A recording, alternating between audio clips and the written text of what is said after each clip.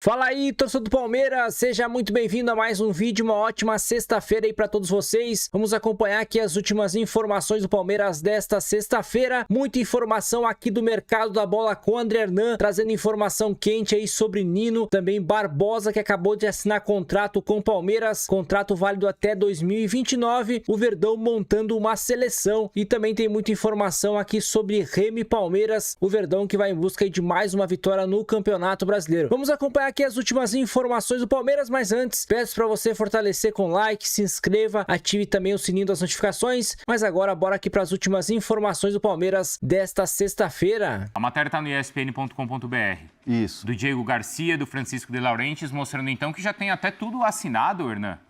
A situação está toda feita já está tudo redigido, contrato, tudo batido, já tudo já fechado, as pontas estão fechadas. A questão agora é o anúncio, né? E para o anúncio acontecer, precisa de uma liberação, né? Porque, afinal de contas, o Botafogo passa por uma questão financeira, problemas ali com a SAF e tudo mais, e aí precisa ter uma liberação jurídica para poder o Barbosa ser anunciado pelo Palmeiras, para a transferência ser validada e o Barbosa ser anunciado pelo Palmeiras. Assim, é o que a gente já vinha falando aqui no Fala Fonte já há algumas semanas. Sim. Cantando essa bola. Você falou só uma hecatombe. Só uma hecatombe e eu falei, dentro do Palmeiras já dão como certa a contratação, já tratam o Barbosa como reforço. Então, é uma questão mesmo totalmente burocrática, jurídica, de justiça, para você poder anunciar o Barbosa como teu novo zagueiro, novo reforço. É isso que o Palmeiras aguarda. Eu vou até abrir a matéria aqui. Abre de novo lá, Fabrício, porque tem até o Chico de Laurentiis e o Diego pegaram até as parcelas, porque o valor será pago em 4 parcelas, né? Quatro parcelas de 5 milhões. Desce aí um pouquinho, ó. Tem ali, ó. Quer ver? Ali, ó. Tá aí... Deixa eu ver. Tinha algum lugar aí... mais para baixo. Aí não é aí. Aí, ó, Palmeiras pagará a contratação. Vai, desce mais um pouquinho aí. É de baixo. Essa daí, ó. Aí, ó. Aí, isso, ó, 5 milhões e meio no dia 4. Já deve ter pingado lá, então, né? Isso aí já caiu. Esse Pix já caiu. Aí depois tem um Pix de 4,5, ó, no final do ano. No ano novo, na virada. Na virada. Depois, na metade do ano que vem, mais 4. E depois, no final do outro ano, mais 4. Diluído, né? É uma entrada, né? O 5,5 aí é uma entrada, né? Famosa entrada, sempre a parte maior, né? Inclusive, lá na matéria, vocês já podem entrar agora, tem até falando assim, mas e se atrasa um dia, se atrasa um mês, tal? Ali tem até explicado como é que tá no contrato, direitinho ali como é que tá no contrato, a questão da multa, de juros e tudo mais. Foi o que aconteceu recentemente com o América do México na questão do Rafael Veiga, né? Eles atrasaram 26 dias a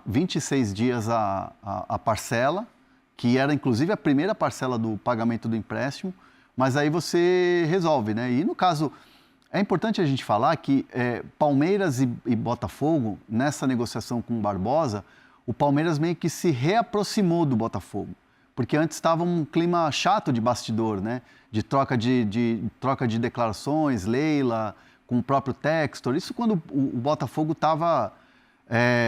num momento de vitórias, num momento ali de ganhar Libertadores, de ganhar Brasileiro. O Textor sempre foi um cara de muitas frases de efeito, e o clima não era assim dos melhores entre Botafogo e Palmeiras, até porque rivalizaram também dentro de campo. Teve eliminação do lado do Botafogo, teve aquele jogo emblemático do Brasileiro que o Palmeiras fez aquela virada e tudo mais. E teve a história da arbitragem. Da arbitragem, a troca a Leila falando que o Textor era fanfarrão e o Textor falando sobre a questão da corrupção, colocando alguns jogos do Palmeiras como suspeitos e tal. Então, assim, era um clima mais chato, assim, era um clima um pouco mais difícil, assim, não tinha uma fluidez ali no relacionamento. Agora, com essa venda do Barbosa, Palmeiras e Botafogo voltam a ter uma linha mais reta, um papo mais reto. Inclusive, quando o Textor manda um comunicado para o Palmeiras dizendo que não iria vender o Danilo, o Palmeiras respeitou na hora e também fez desse episódio do Danilo, da carta que o Textor mandou, algo para, vamos refazer um relacionamento aqui com o Botafogo, vamos ficar tranquilo, não vamos para cima do Danilo, não vamos tentar qualquer movimento, só se ele rescindir o contrato mesmo, que é o que se fala nos bastidores do Palmeiras. Então, hoje, a relação Palmeiras e Botafogo, ela volta a ser uma relação saudável, com a venda do Barbosa e com o respeito que teve na história do Danilo. Olá, Bruno, você já usou a carta uma vez, hein, para falar de relação saudável de Palmeiras e Botafogo, hein, Bruno? Mas eu não vou usar outra vez, porque sempre que eu uso ou recordo, eu sou inundado de perguntas não, né, de críticas à torcida do Botafogo. A torcida do Botafogo acha que eu sou agente do Danilo, acha que eu sou diretor do Palmeiras, acha que eu sou intermediário. É impressionante, porque para mim é um raciocínio tão óbvio, gente. Para quem trabalha com mercado de transferências, especialmente mercado de transferências, eu já falei várias vezes, o Barbosa ia sair de graça, o Palmeiras se coloca à disposição de pagar, espera, não enche a paciência, respeita o Botafogo, respeita uma despedida, o Barbosa volta a jogar. Enfim, gente, é uma aproximação, e o Hernan explicou bem, hoje a relação é muito boa. E eu não consigo não pensar que essa relação é muito boa, primeiro por conta do Barbosa, evidentemente, mas porque há ali uma questão envolvendo o Danilo. Se ficar no Brasil, saindo do Botafogo, o Palmeiras não está de portas abertas, está de portas escancaradas. E aí, Hernan, já teve gente que mandou no chat, o Hernan já contou isso aqui algumas vezes, mas como estão perguntando, eu acho que é legal a gente só responder o que está no chat, porque o chat pergunta, a gente responde. Falei, já era o Nino, não é isso, né, Hernan? Não. Aliás, hoje pela manhã, eu até estava falando com o Fabrício, nosso editor, nosso Big Boss aqui. Hoje eu estava numa apuração e estava tentando atualizar a história do Nino. Tá. E faltam 2 rodadas, esse fim de semana e o próximo para terminar, né? E o Krasnodar está um ponto na frente, 62, 63. E aí, algumas pessoas que estão envolvidas nessa negociação, nessa possível, provável ida do Nino para o Palmeiras, estão embarcando nesse fim de semana para a Rússia. Então, assim, tem gente já para acompanhar essa história do Nino, esse desfecho dessa história do Nino, embarcando para a Rússia no fim de semana, agora para acompanhar as últimas 2 rodadas e, obviamente, o desenrolar dessa negociação. Então, assim, está tudo pronto para acontecer, basta o Zenit dar o sim, né, dar o aval para a negociação acontecer. De resto, proposta pronta. Já que o Nino... Proposta pronta, tudo, luva, não, perdão, continua, tudo. Hernan, continua. Mas acho que podia soltar uma bomba essa daí, hein? Não? Acho que é uma atualização do que a gente vem falando. Acho que bomba mesmo é agora, tipo assim, o Zenit aceitou. Tá bom. Né? Se acontecer, no caso, e acho que, meu feeling, acho que talvez, muito provavelmente na semana que vem a gente já possa estar acessando esse tipo de informação. Tá. Mas vamos ver. Como ontem a gente soltou, porque é o seguinte, o exame médico está sendo feito. Né? Fala, Bruno. E aliás, golaço, o pessoal repercutiu bem, golaço. mais uma vez, a nossa informação. Nossa, muito, né, cara? A gente ficou bem feliz aí que o pessoal repercutiu bastante. O que teve de pai da criança de notícia ontem. O pessoal vamos lá. Repercutindo. Mas olha, já que o assunto é Nino, eu não sei, de acordo com o nosso alinhamento, com a nossa sequência de assuntos, mas eu tenho uma notícia do Cruzeiro que, direta ou indiretamente, também tem impacto na situação do Nino. Então, se por acaso falarmos de Cruzeiro, eu já explico. Caso contrário, eu retorno a falar essa situação do Nino mais para frente, quando o tema for Cruzeiro. A gente fala do Cruzeiro só para não deixar passar. Eu não vi aqui o Bocato, e tem muita coisa no chat para ler também. Mas o Bocato mandou alguma coisa do Abel? Mandou. O que é, hein? Cadê? Enquanto o Hernan vai procurando lá, pessoal, deixa o like aí, pô. A gente já, não é? Cadê o Bocato? Tá, Viola? Pô, sexta-feira. Tá aqui, ó. Já contamos história, já trouxemos informação. Tá no ESPN.com. Galindo consegue plugar?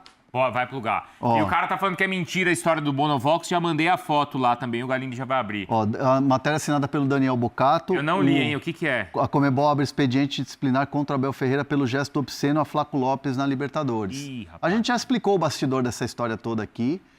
Aliás, na internet fomos massacrados por ter trazido notícia, como sempre a gente e as pessoas confundem informação com opinião, e não era o caso informação, não era no caso opinião, era informação de como Flaco e Abel lidam, como eles têm um relacionamento muito próximo e até o Abel fazer aquele gesto lá e tal. Mas, enfim, dito isso, a Conmebol agora vai apurar, porque, de fato, não é uma imagem legal. Não, a gente no dia seguinte não é uma falou imagem aqui, legal. A gente trouxe a informação de como eles se relacionam, mas a gente falou, não deveria ter feito, porque e se ele é expulso na hora, ir para ele explicar, não foi? A gente falou aqui, ir para ele explicar que ele estava brincando com o Flaco, ou os dois estavam se entendendo ali. Não é uma imagem, assim como teve a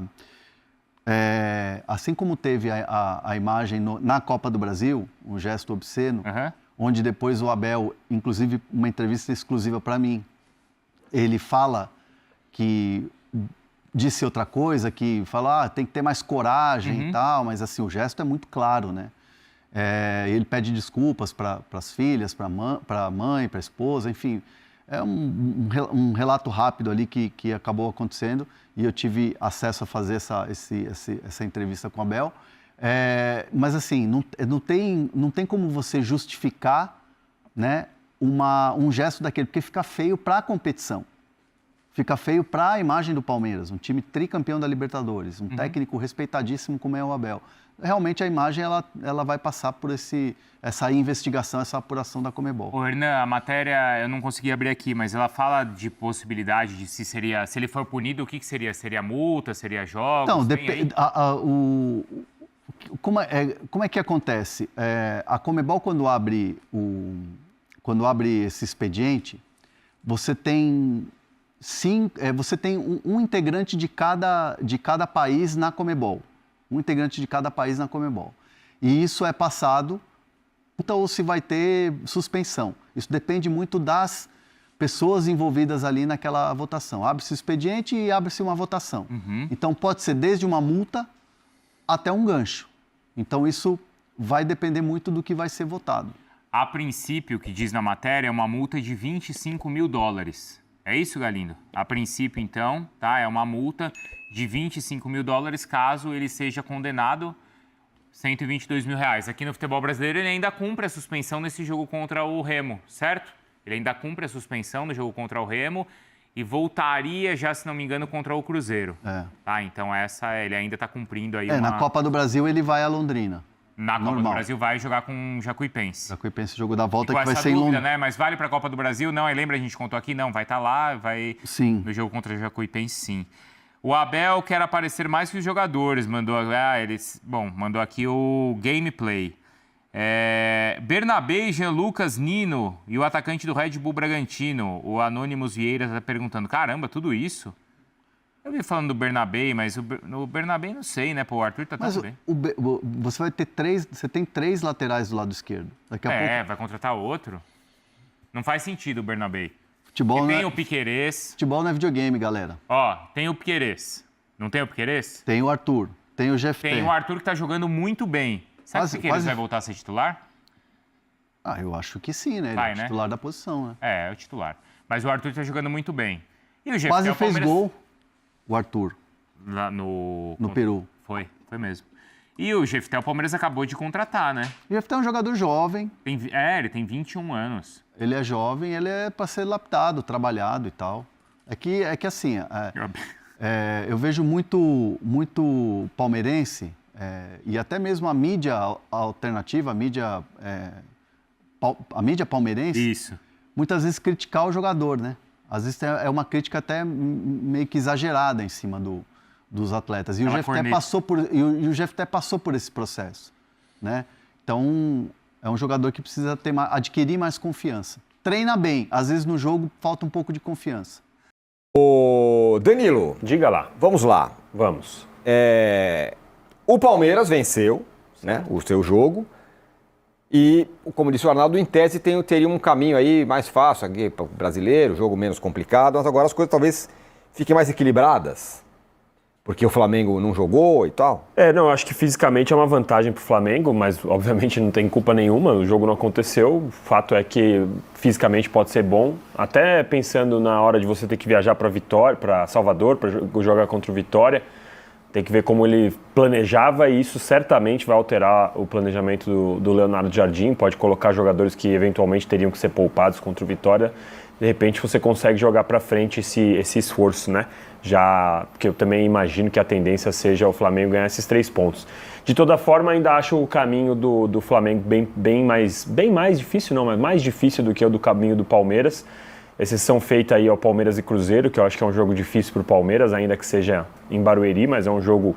A gente não sabe muito bem o que esperar do Cruzeiro, né? A gente está vendo aí na tela agora. Então o Palmeiras vai jogar com o Remo fora, que mesmo que tenha viagem, o Palmeiras voltou, teve 2 dias de folga aqui em São Paulo, vai voltar a treinar hoje para viajar amanhã para Belém. É um jogo que o Palmeiras precisa vencer, Jacuipense já foi, e Cruzeiro aí, que eu acho que é o jogo, tirando obviamente o jogo contra o Flamengo, que é o jogo que vai dar mais trabalho pro Palmeiras. Ao mesmo tempo que o Cerro ganha a possibilidade de se classificar, como trouxe o Arnaldo, o Palmeiras pega um adversário morto na última rodada da Libertadores, né? Pega o Júnior Barranquilla sem nenhuma pretensão mais. Então também tem esse ponto. Acho que o Palmeiras, o legal dessa semana para o Palmeiras é que foi um bom desempenho. Sim, o Sporting Cristal é um time fraco. Sim, o Sporting Cristal é um time que não deveria dar mais trabalho ao Palmeiras, como deu aqui em São Paulo, mas é o que eu sempre falo, pegou time fácil, tem que fazer o jogo ficar fácil. O Palmeiras basicamente fez isso, com exceção dos 15 primeiros minutos, quando sofreu um pouco. Então, eu acho que é uma semana em que o Palmeiras conseguiu ter uma boa reação diante de um adversário fraco, mandou uma ideia para o seu torcedor que pode jogar melhor. Vamos ver como vai ser contra o Remo, que eu acho que o Palmeiras tem que fazer mais uma partida dominante também, como fez contra o Sporting Cristal. Para comparar aí, ó, 2 telas. O Grêmio, que é o adversário do Flamengo, ele está invicto em casa no Campeonato Brasileiro. São 4 vitórias e 2 empates em 6 jogos. O pior resultado foi o empate com o Grêmio em casa aí, né? E Com o Remo, desculpa.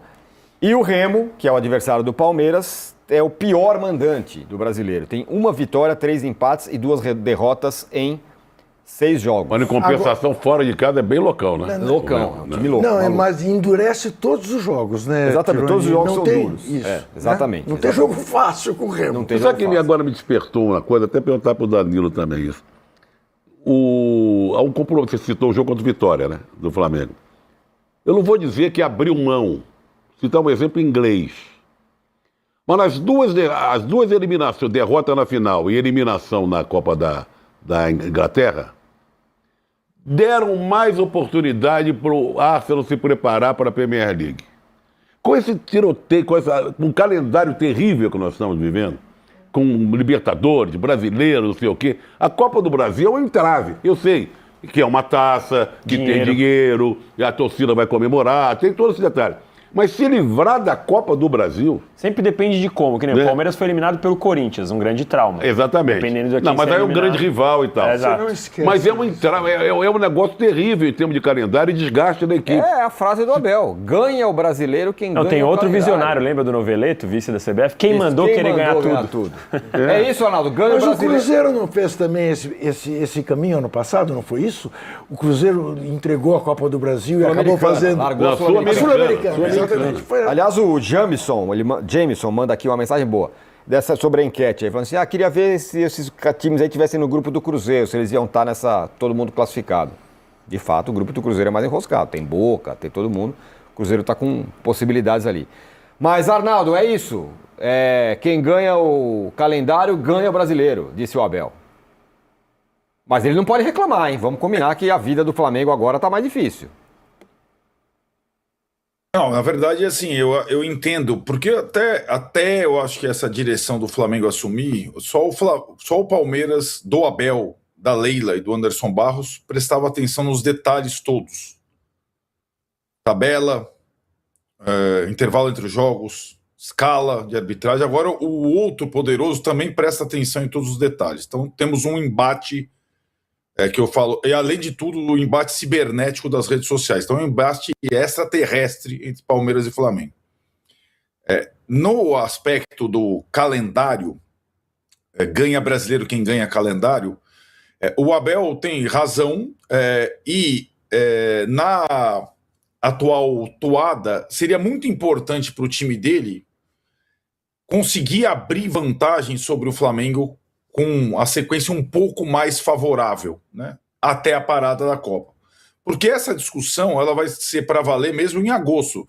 Os clubes grandes, os clubes mais poderosos, chamam de agosto sangrento, né? Quando, na volta da Copa, continua o brasileiro cabeça a cabeça entre os dois e temos os mata-matas das Copas. Não a fase de classificação e nem a fase dessa etapa da Copa do Brasil que premiou o Palmeiras com um sorteio camarada. O Flamengo não teve um sorteio camarada, ele teve um time da Série A, o Vitória, né?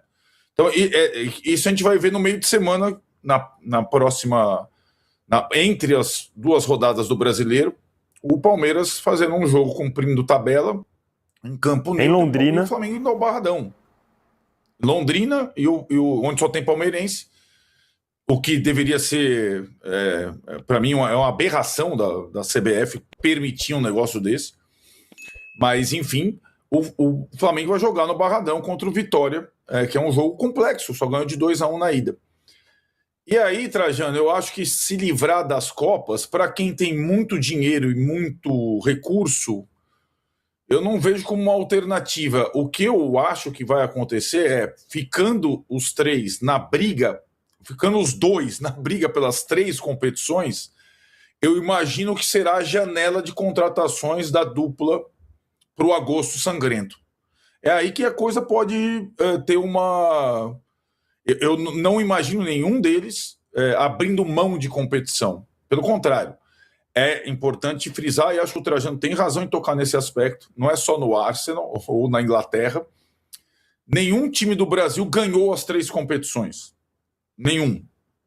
A gente já viu, como o Flamengo do ano passado, alguém ganhar Libertadores e Brasileirão, mas ninguém ganhou Brasileirão, Libertadores e Copa do Brasil nesse formato.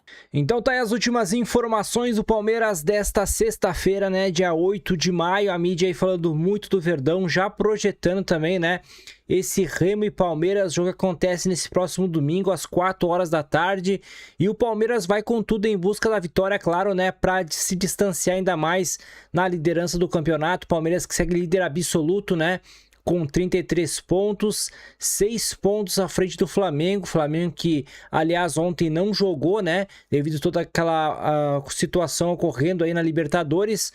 Mas o Palmeiras, né, não tem nada a ver com isso e o Verdão tem que fazer sua parte e vencer no próximo domingo. O Palmeiras, então, enfrenta o Remo. Já o Flamengo, né, enfrenta o Grêmio também nesse próximo domingo. E eles vão jogar às 7h30 da noite, né? E o Palmeiras vai jogar às 4 horas. Então o Verdão tem que ficar de olho nesse jogo, né? E secar aí o Flamengo, que é quem tá mais próximo do Palmeiras. E também a mídia aí falando muito, né, sobre o Barbosa aí, que finalmente, segundo André Hernan, assinou o contrato com o Palmeiras, né? Jogador que chega aí, na minha opinião, para ser titular absoluto. Mas vamos, né, ver os próximos passos aí. Mas ao que tudo indica, então, o Barbosa já é do Verdão. Eu vou ficando por aqui. Deixe sua opinião aqui nos comentários. Você gostou da contratação do Barbosa? Deixe sua opinião aqui nos comentários. E eu volto aí no próximo vídeo com mais informações do Palmeiras aqui para vocês.